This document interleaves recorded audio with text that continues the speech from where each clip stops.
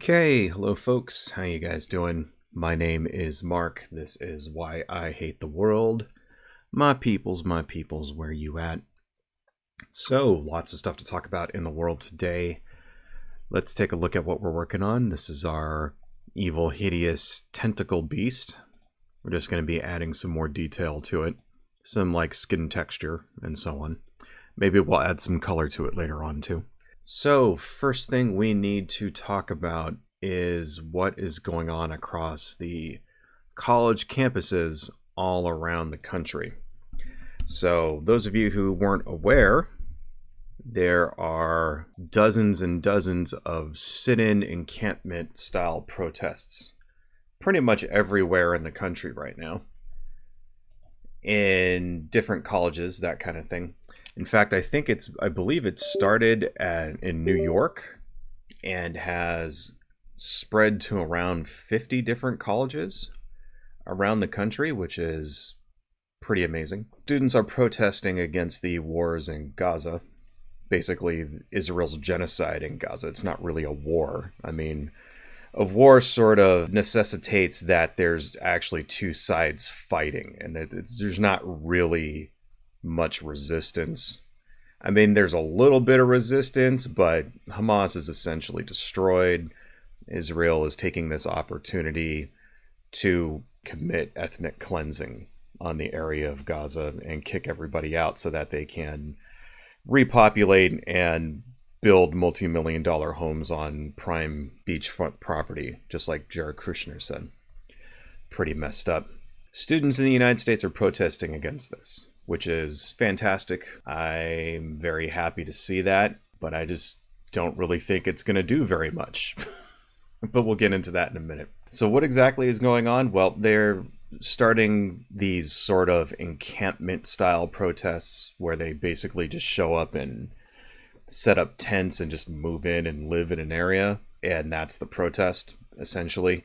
Kind of modeled after what happened with Occupy Wall Street, if you remember that, or the Capitol Hill Autonomous Zone, it was called Chaz, or otherwise known as CHOP. That kind of protest, where they just show up, they have some demands, and they just live in a place with some tents and stuff like that, and they refuse to leave until their demands are met.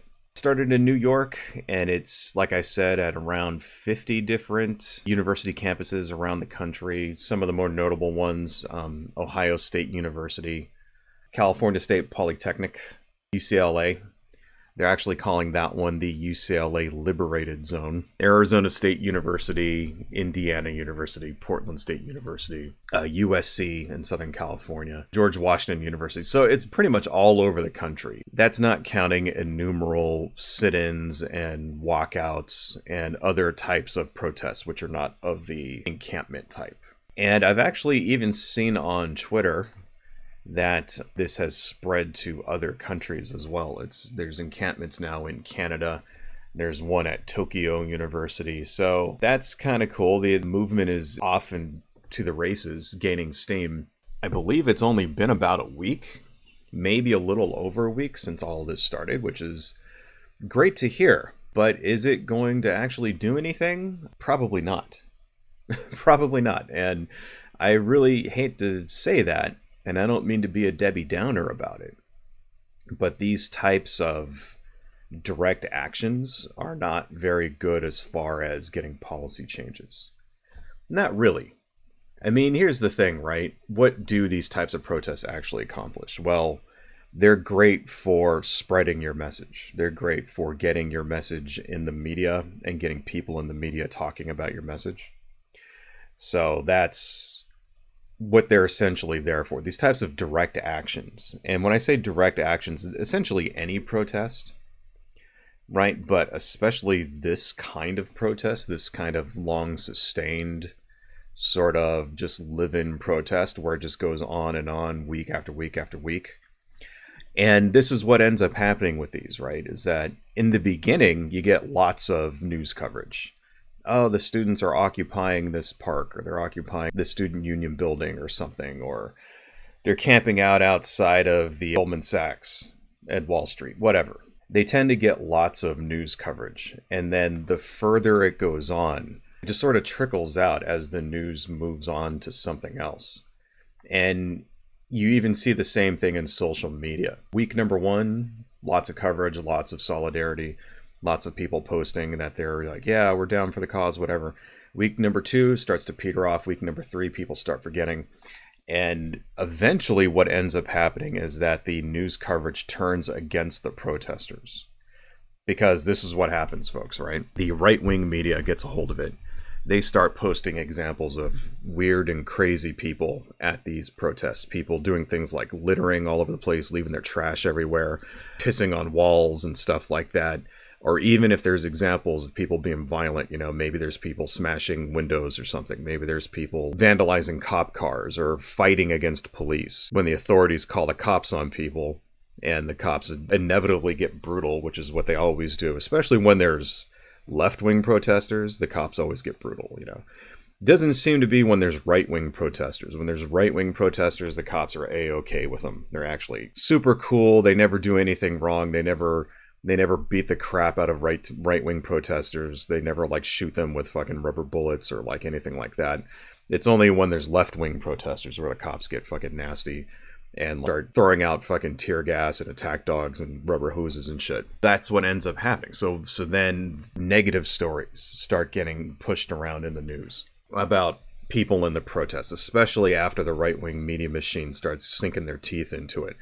Start doxing people, start finding examples of guys who are breaking the law, even in the most minor of ways, leaving trash around.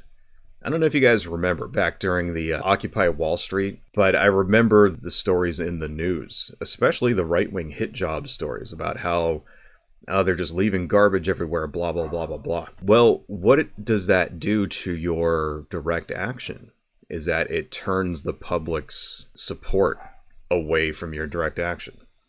And the message you're trying to get out ends up getting lost. No one cares then about the plight of the Palestinians and how there's basically thousands, if not hundreds of thousands of people lying dead under rubble in Palestine right now. Right? No one cares how their tax dollars are going to basically buy bullets and bombs in order to kill innocent people. The coverage tends to not be about that. It ends up being about the protest itself. Oh, look at this crazy person at this protest. Oh, look at this person at this protest who said something anti-Semitic. Oh, look at this person at this protest who just left a bunch of garbage everywhere, blah, blah, blah, blah, blah. Oh, this is an environmental hazard. There's rats. Like, you know, stuff like that. You know, there's rodents and shit everywhere. That's what it ends up being about. And when the coverage is negative like that, it makes it all that much more easier for the cops to just sweep in and clear everybody out and put an end to your protest.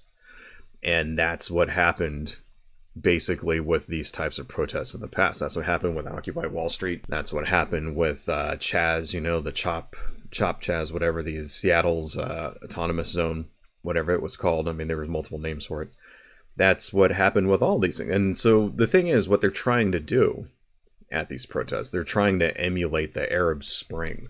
Yeah, they're basically like in the Arab Spring where literally hundreds of thousands of people took to the streets and it resulted in change across the entire region, even in a couple of governments being overturned, if I remember right. I think the government of Egypt with Mubarak, you know, he was forced to step down, right? And then Tunisia, I believe there was regime change there also due to the Arab Spring. And it was a great example of how this type of mass protest can affect change. That's what they're trying to accomplish, but they're not going to get that. They're not going to get that because there isn't hundreds of thousands of people at these protests. There's maybe a couple of hundred at each one. Maybe the larger ones might have more than that. I can't really speak to how many in particular, like, each one has. All I can look at is the pictures I've seen on the internet, Twitter and Reddit and stuff like that. People taking pictures of their protests. And yeah, they're large. There's hundreds of people there, but there's not enough to topple a government. There's not even enough to get the fucking colleges to, like, give into the demands that these people want. Like, what exactly are their demands exactly? One of the big major actual accomplishable demands that I've seen is they want the colleges to diversify away from weapons manufacturers. They want them to basically diverge away from investing in Israeli companies. And that's an accomplishable goal. That's a concrete goal that you might actually be able to see results from. The other goals that these people say, oh, we want peace in Palestine. It's like, yeah, okay, well, you're not going to get it. You're not going to get it through a protest at a college in a country half a world away. That's just not realistic. You can stay there for as long as you want, and it won't change U.S. policy. That's not going to change. You're not going to influence anything that Netanyahu's doing over there. You're not, the Israeli army isn't going to look and say, oh, there's students at USC who are like camping out on the lawn.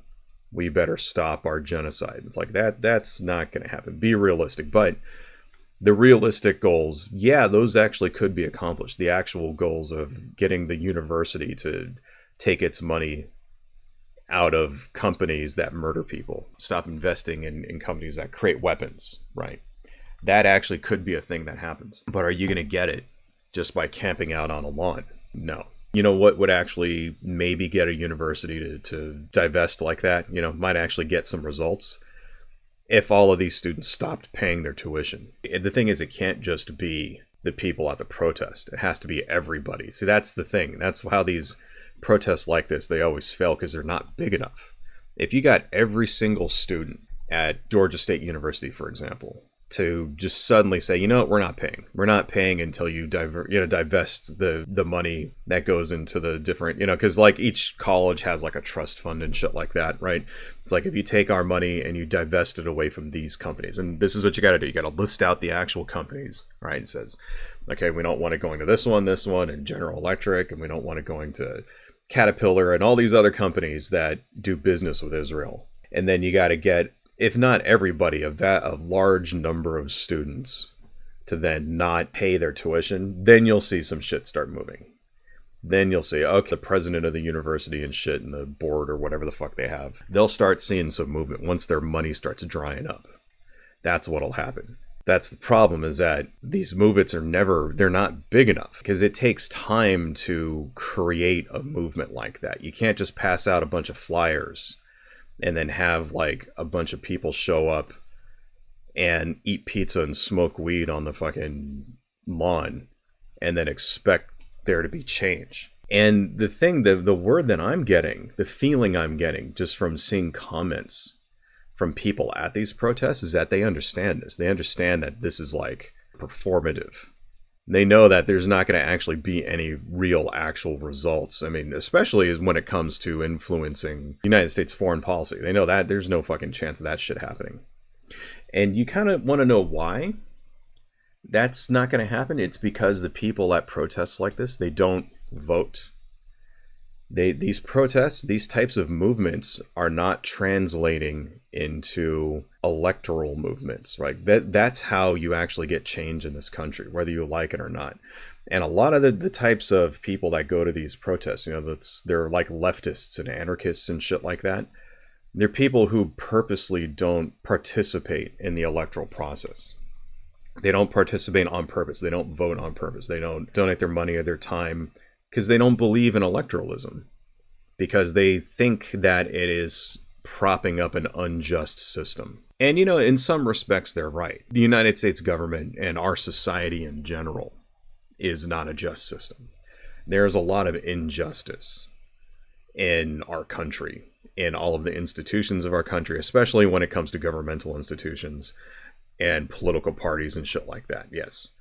You can't argue that. It's absolutely 100% true. But that's what we got. That's what we have. And if you want to see results, if you want to actually see the things you want come to pass, then you got to work within that system. And whether you work within the system, or whether you work within the system to change that system, or whatever it is you do, that has to be part of your calculation. I speak to these people and they say things like, well, we're going to build alternative systems so we don't have to participate. I'm like, hey, good, go do it. How long is it going to take you? How long have you been doing that? I've been hearing that People saying shit like that. We're going to build alternative systems, right? So that we don't, we don't have to rely on politicians. We're going to build, people power, all that shit, right? I've been hearing that shit for 30 years. Ever since I was like a fucking teenager, people have been saying shit like that to me. I'm not even kidding. Ever since I became basically politically aware and started keeping track of politics and reading up on stuff like this and actually paying attention to what's happening in the news and being interested in how the world is actually run. Ever since I've started doing that when I was in my late teens, I've been hearing the same fucking story from leftists and anarchists, especially people on the left. Always people on the left saying it's going to be a revolution and they're going to create their own alternative systems of power. And we won't need politicians and all this other shit, blah, blah, blah. We'll get things done by getting all the people together. And it's like, all right, well, fucking do it. And I don't think you guys understand. It's not happening. It's not happening because the people that need to do the work in this country aren't doing the work, right? That's the problem.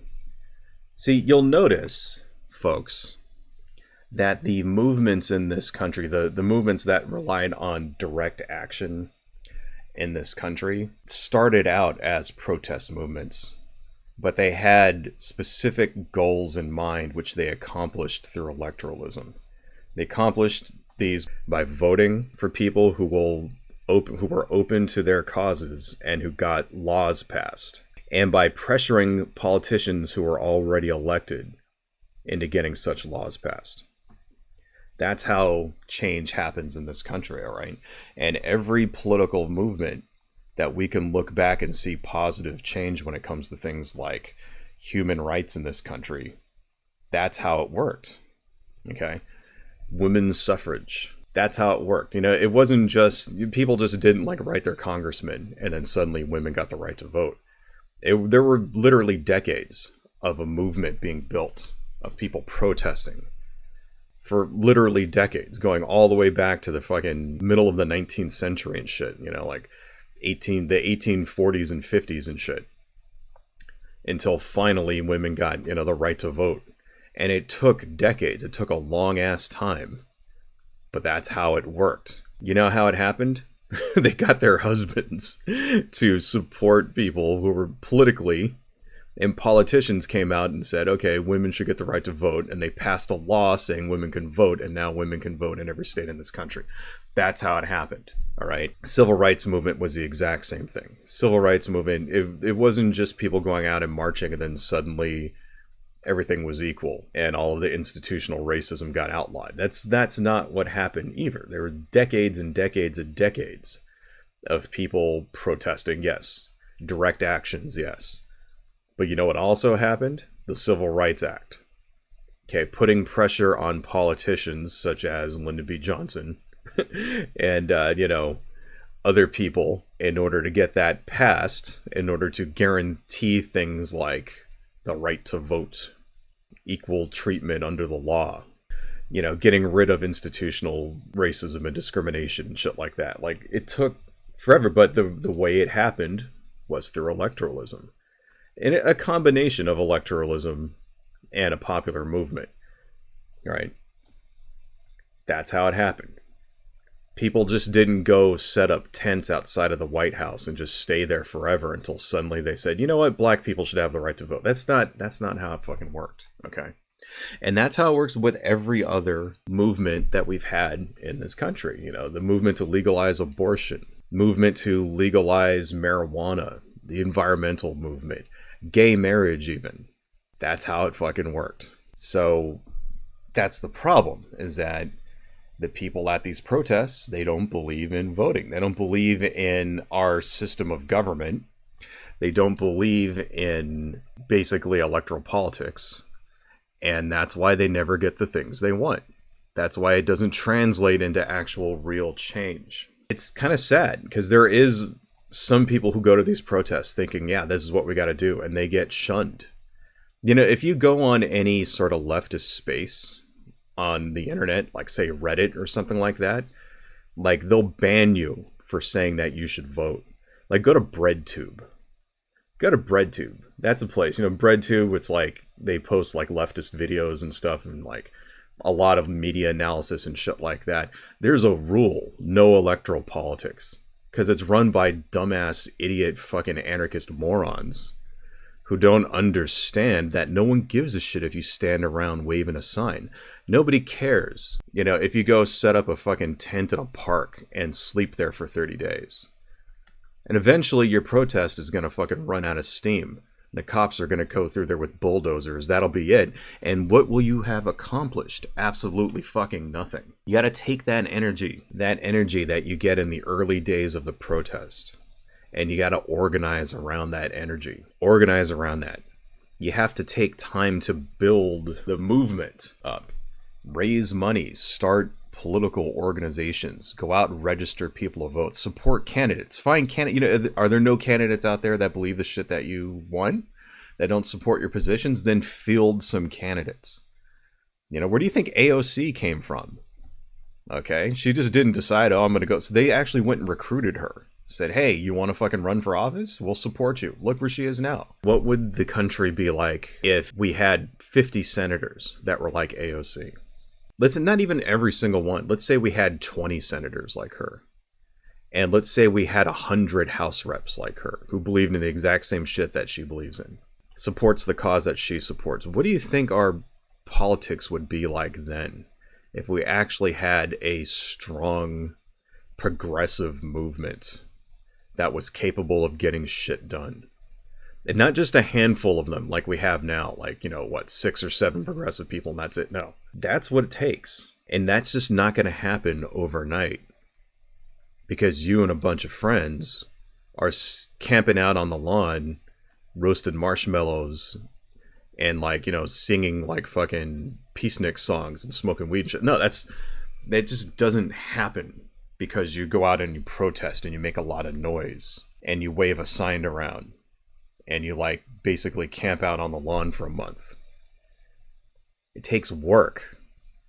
And seriously, the leftists in this country, they don't want to do the work. The leftists in this country think that protesting and direct actions is what change, and they're wrong. That's not what changes shit. Okay? Leftists in this country don't want to do that kind of, they don't want to put in that kind of work in order to accomplish these things. They stand around, they talk about obscure theory, and they debate who has the right opinion and who has the wrong opinion about XYZ, and nothing ever gets done. And that's what's going to happen to these things too. And I'm sure you might see, okay, there might be a couple of colleges that go, okay, we're going to diversify, blah, blah, blah, blah, blah, blah, blah, blah, blah. But is it going to change anything? No. Are the defense contractors going to go out of business? No. Are they even going to stop supplying weapons to Israel? No. Is Biden going to stop supporting Israel because of these college protests? No. Why is he not giving a fuck? Because he knows these people weren't going to vote for him anyway. So why does he have to waste his time trying to appease them if he's not going to lose any voters over it? That's how the country works, folks, for better or worse, whether you like it or not, okay? Yeah, it's shitty, it sucks, it shouldn't be like that, it's unfair, it's not just, but it's what we got. If you want to really see some change in this country, if you're tired of just standing around screaming and nothing ever fucking changing, then that's what you gotta do. Get up off your fucking ass, put down the fucking cardboard sign, get out there and vote. And vote in every election. Put the work in. If you don't find someone that you want to vote for, then don't vote. If there's nobody there that you can support, that's fine. Put somebody out there you can support. Find someone you can support. Do something about it, because or else the shit will never fucking change ever. And another decade will go by, and people will just be dreaming about shit. Peace in our time. It'll just be a dream. Universal healthcare, just be a dream. Taking care of our old, our sick, our poor people. Ending homelessness. It'll just be another dream. And then you'll look and you'll see other countries. Oh, how did they solve all these problems? How did Germany get half of its energy from renewables? How did Norway essentially eliminate homelessness? And how does, like, Canada have universal healthcare, where you don't have to go fucking bankrupt if you get cancer? How does all of these other countries, how do they have it figured out and we don't? Because people in those countries vote. And that's how the shit gets done. And you know, here's the final word on this, folks, right? I'm not trying to be a jerk to these people. I'm not trying to be mean to you. I'm not trying to discourage you. If you want to go out and do your direct action, you want to go protest, you want to go do this, good, do it. Okay, do it. I mean, I'm not saying that it doesn't accomplish anything. It does accomplish things. It gets your narrative into the news. But just be aware that's all it does. All you're doing out there when you're going and you're protesting and you're doing all this stuff, you're not changing anybody's mind.